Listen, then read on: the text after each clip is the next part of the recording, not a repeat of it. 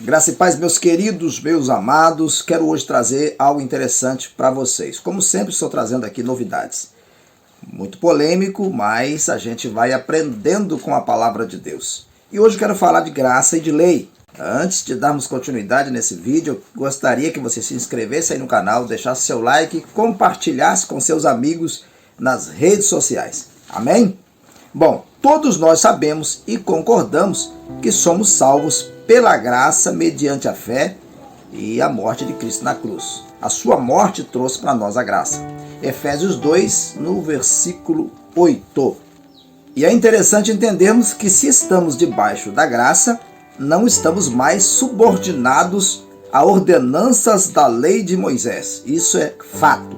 Porém, existe muita confusão com respeito a esse assunto. Vamos dar uma lida então em João capítulo 1, verso 17, que diz assim: a lei foi dada por intermédio de Moisés e a graça por intermédio de Cristo na cruz. João 1,17 vai dizer sobre esse assunto. Aqueles que não querem concordar que a graça ela está em nossas vidas hoje e querem viver a lei, usam o texto de Mateus capítulo 5, verso 17, que diz assim: não penseis que vim revogar a lei e os profetas. Não vim revogar, e sim para cumprir. Porque em verdade te digo, até que o céu e a terra passem, nenhum i ou um tio jamais passará da lei, até que tudo se cumpra. Mateus capítulo 5, no versículo 17 e também o 18. E também você vai encontrar em Lucas 16, verso 17. Porém, o próprio Jesus trouxe um esclarecimento interessante no livro de Lucas, capítulo 24, verso 44. São estas as palavras que eu vos falei estando ainda convosco. Importa que se cumpra o que de mim está escrito na lei de Moisés e dos profetas e nos salmos. Então ele disse, tudo isso que está ali na lei dos profetas, na lei de Moisés e nos salmos, precisava se cumprir, ou seja, ter um cumprimento. Aí Jesus diz em Mateus, no capítulo 11, verso 13, a lei e os profetas vigoraram até João, e depois vem sendo anunciado o evangelho do reino de Deus, e todo homem se esforça por entrar nele. Então, interessante que o próprio Jesus disse lá atrás que importava que tudo se cumprisse, que ele precisava cumprir tudo aquilo que estava escrito na lei dos profetas, de Moisés e dos salmos. E depois ele vai falar, está dizendo aqui em Mateus capítulo 11, verso 13, que a lei e os profetas teve vigor, até João. Agora vamos continuar entendendo. E olha também o que diz Romanos 10, verso 4. Quem falou isso aí foi o apóstolo Paulo. Porque o fim da lei é Cristo para a justiça de todo aquele que nele crê. Como que o fim da lei é Cristo?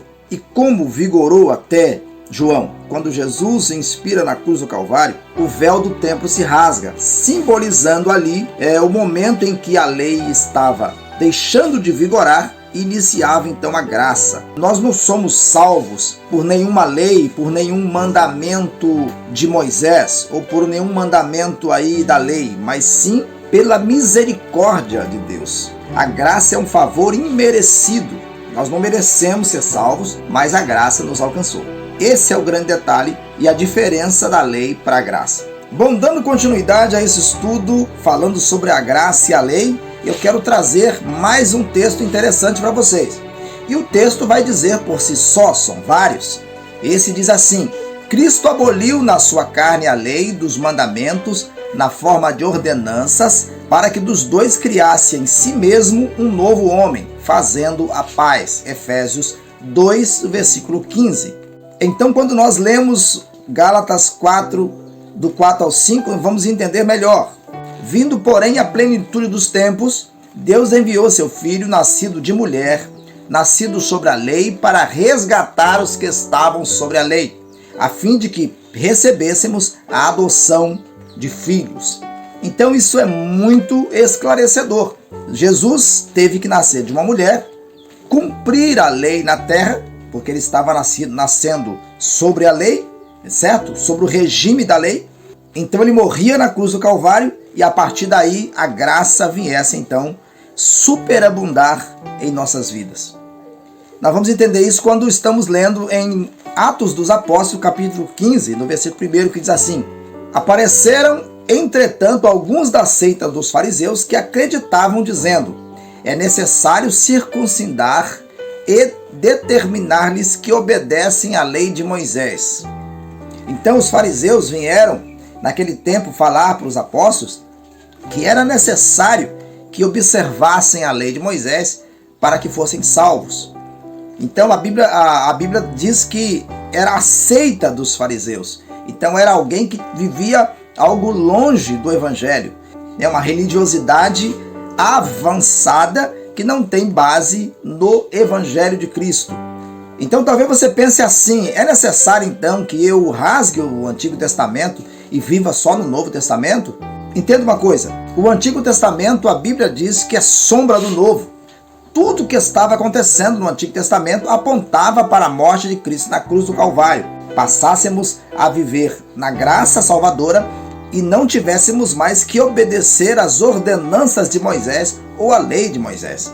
Vivêssemos então, a partir da morte de Cristo na cruz, pela graça que nos salva. Amém?